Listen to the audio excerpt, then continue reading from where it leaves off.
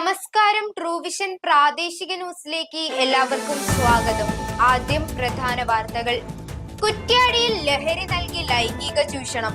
അജ്നാസിനും ഭാര്യയ്ക്കുമെതിരെ school വിദ്യാർത്ഥിയായ പെൺകുട്ടിയുടെ ഞെട്ടിപ്പിക്കുന്ന മൊഴി. വടകരയിൽ പിക്കപ്പ് ലോറി കുളത്തിലേക്ക് മറിഞ്ഞ അപകടം. ഡ്രൈവർ നീന്തി രക്ഷപ്പെട്ടു. മൺസൂണിൽ നീന്തി തുടിക്കാം. വളയത്തെ കുട്ടികൾക്കായി പ്രണവം അച്ചം വീടിന്റെ നീന്തൽ പരിശീലന ക്യാമ്പ്. കുട്ടോത്ത് അട്ടക്കുണ്ട് കടവ് റോഡ് വികസനത്തിൽ കോൺഗ്രസ് മണിയൂരുകാരെ വഞ്ചിക്കുന്നുവെന്ന് കർമ്മസമിതി. വാർത്തകൾ വിശദമായി. MDMA എന്ന മാരക രാസലഹരി കച്ചവടക്കാർ നടത്തിയ ലൈംഗിക ചൂഷണത്തിന്റെ ഞെട്ടിക്കുന്ന വിവരങ്ങളാണ് കുറ്റ്യാടിയിൽ നിന്ന് പുറത്തുവരുന്നത്. ഇരകൾ വിദ്യാർത്ഥികളായ ആൺകുട്ടികളും പെൺകുട്ടികളുമാണെന്നും കെണിയൊരുക്കിയത് യുവദമ്പതികൾ ഉൾപ്പെടെയുള്ള സംഘമാണെന്നതും പ്രശ്നത്തിന്റെ ഗൗരവമേറുന്നു. ഒടുവിൽ തെളിവുമായി പ്രായപൂർത്തിയാകാത്ത പെൺകുട്ടിയും ദുരനുഭവം തുറന്നു പറയാൻ പോലീസിന് മുന്നിലെത്തി.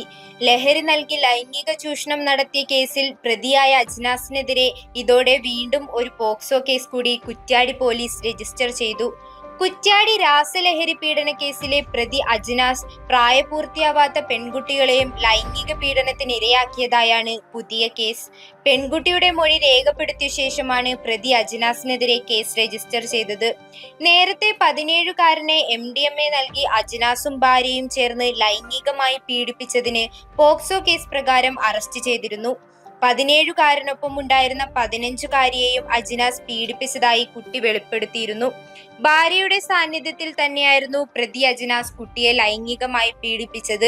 കുട്ടി ഈ കാര്യം നേരത്തെ തന്നെ പോലീസിൽ മൊഴിയായി നൽകിയെങ്കിലും കേസെടുത്തിരുന്നില്ല. തുടർന്ന് പീഡനത്തിനിരയായ പെൺകുട്ടിയും മൊഴി നൽകിയതോടെയാണ് പ്രതിക്കെതിരെ മറ്റൊരു പോക്സോ കേസ് കൂടെ രജിസ്റ്റർ ചെയ്തത്. കേസിൽ ഇനിയും നിരവധി പെൺകുട്ടികളും ഉൾപ്പെട്ടിട്ടുള്ളതായി സൂചനയുണ്ട്. അവരുടെ വിവരങ്ങൾ അന്വേഷിച്ചു വരികയാണെന്നും പോലീസ് കേന്ദ്രങ്ങൾ പറഞ്ഞു. നിലവിൽ ആദ്യ പോക്സോ കേസിൽ ഒന്നാം പ്രതിയായ കുറ്റ്യാടി അടുക്കത്ത് സ്വദേശി ചേക്കു എന്ന അജ്നാസും രണ്ടാം പ്രതിയായ ഭാര്യ മിസ്രിയും റിമാൻഡിലാണ്. അതേസമയം കേസിലെ പ്രതികളിൽ നിന്നും പോലീസുകാർ രാസലഹരി വാങ്ങാറുണ്ടെന്ന് 18കാരൻ മൊഴി നൽകി. കുറ്റ്യാടി സ്റ്റേഷനിലെ പോലീസുകാരൻ കാറിലെത്തി MDMA വാങ്ങുന്നത് കണ്ടതായാണ് പീഡനത്തിനിരയായ 18കാരൻ മൊഴി നൽകിയിട്ടുള്ളത്. പോലീസുകാരുമായി പ്രതികൾക്ക് ബന്ധമുണ്ടെന്നറിഞ്ഞതോടെ കേസ് കൊടുക്കാൻ പേടിയായിരുന്നെന്നും കുട്ടി പറഞ്ഞു. താൻ ഈ പീഡന വിവരം പോലീസിൽ പരാതി നൽകുമെന്ന് പറഞ്ഞപ്പോൾ തന്റെ മുന്നിൽ നിന്ന് തന്നെ ഫോൺ എടുത്ത് കുറ്റ്യാടി സ്റ്റേഷനിലെ പോലീസുകാരന്റെ നമ്പർ എടുത്ത് നീ അവിടെ പോയത് ഒരു കാര്യവുമില്ല, സ്റ്റേഷനിൽ എന്റെ ആളുകളാണ് ഉള്ളതെന്ന് പ്രതി അജ്നാസ് പറഞ്ഞതായി 18കാരൻ വെളിപ്പെടുത്തിയിരുന്നു. ഇതിലാരാണ് ആ പോലീസ് എന്ന് കൃത്യമായി അറിയിച്ചാൽ അയാൾക്കെതിരെ കേസെടുക്കുമെന്നും അന്വേഷണം നടത്തുമെന്നും അന്വേഷണ ഉദ്യോഗസ്ഥൻ പറഞ്ഞു. വടകരയിൽ പിക്കപ്പ് ലോറി കുളത്തിലേക്ക് മറിഞ്ഞ അപകടം. വാഹനം അപകടത്തിൽപ്പെട്ടതോടെ ഡ്രൈവർ നീന്തി രക്ഷപ്പെട്ടു. വടകര സ്വദേശി ഫൈസലാണ് രക്ഷപ്പെട്ടത്. ലോഡുമായി പോവുകയായിരുന്ന വാഹനം കുളത്തിന്റെ അരികിടിഞ്ഞതോടെയാണ് വെള്ളത്തിലേക്ക് മറിഞ്ഞത്. ഇന്ന് രാവിലെ 11 മണിയോടെയാണ് സംഭവം. വാഹനം മുങ്ങിപ്പോയെങ്കിലും ഫൈസൽ നീന്തി രക്ഷപ്പെടുകയായിരുന്നു. കൈവരിയില്ലാത്ത ഭാഗത്താണ് അപകടമുണ്ടായത്. വളയത്തെ പ്രണവം അച്ചം വീട് കുട്ടികൾക്കായി മൺസൂൺ ക്യാമ്പ് സംഘടിപ്പിക്കുന്നു. പ്രണവം സ്പോർട്സ് അക്കാദമിയുടെ നീന്തൽ പരിശീലന മൺസൂൺ ക്യാമ്പിന് ജൂൺ 22 ഞായറാഴ്ച തുടക്കമാകും. ക്യാമ്പിന്റെ മുന്നൊരുക്കമായി കുളം വൃത്തിയാക്കൽ പ്രവൃത്തിയുടെയും രജിസ്ട്രേഷന്റെയും വീഡിയോ സമൂഹ മാധ്യമങ്ങളിൽ തരംഗമായിക്കൊണ്ടിരിക്കുകയാണ്.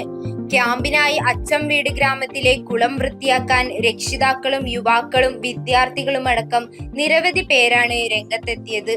ക്ലബും കളിസ്ഥലവും കുളവും എന്നും അച്ചം വീട് ഗ്രാമത്തിലുള്ളവർക്ക് വികാരമാണ്. നീന്തൽ പരിശീലന ക്യാമ്പിലേക്ക് കുട്ടികളെ ക്ഷണിച്ചുകൊണ്ട് സംഘടിപ്പിച്ച രജിസ്ട്രേഷൻ ക്യാമ്പിൽ നാടിന്റെ നാനാഭാഗത്തു നിന്നും നിരവധി രക്ഷിതാക്കൾ ക്ലബിലേക്ക് എത്തിയിരുന്നു.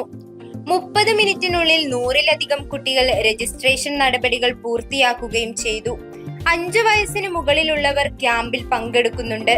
പരിശീലനം പൂർത്തിയാക്കുന്നവർക്ക് സർട്ടിഫിക്കറ്റും അവസാന ദിവസം പാസിംഗ് ഔട്ട് പരിപാടി ഉണ്ടാകുമെന്നും ക്ലബ്ബ് ഭാരവാഹികൾ അറിയിച്ചു. 2 ആഴ്ചയോളം നീണ്ടു നിൽക്കുന്ന ക്യാമ്പ് ദിവസവും വൈകുന്നേരം 4 മണിയോടെയാണ് ആരംഭിക്കുക.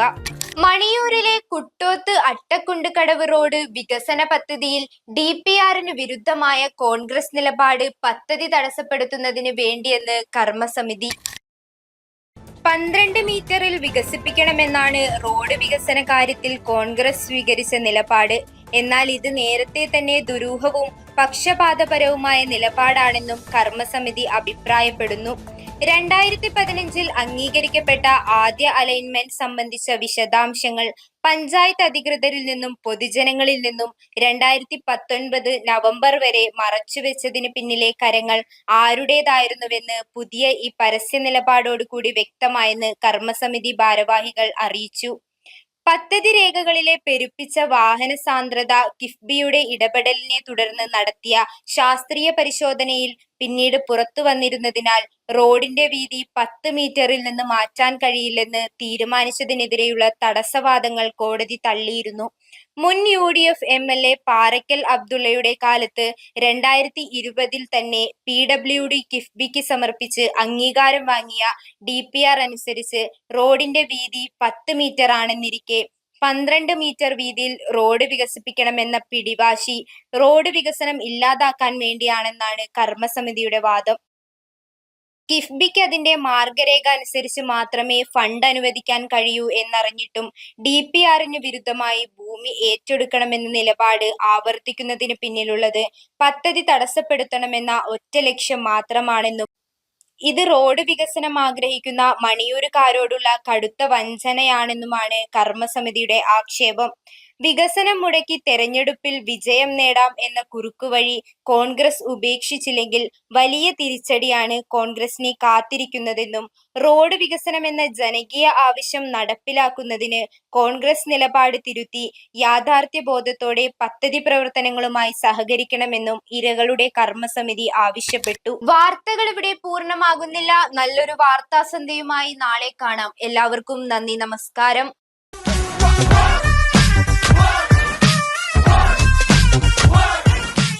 ഇനി മുതൽ ഹാപ്പിയിൽ നിന്നും ഹോൾസെയിൽ വിലയിൽ ഹാപ്പിയായി പർച്ചേസ് ചെയ്യാം. Happy wedding Kallachi. ഫോൺ 9526 477 4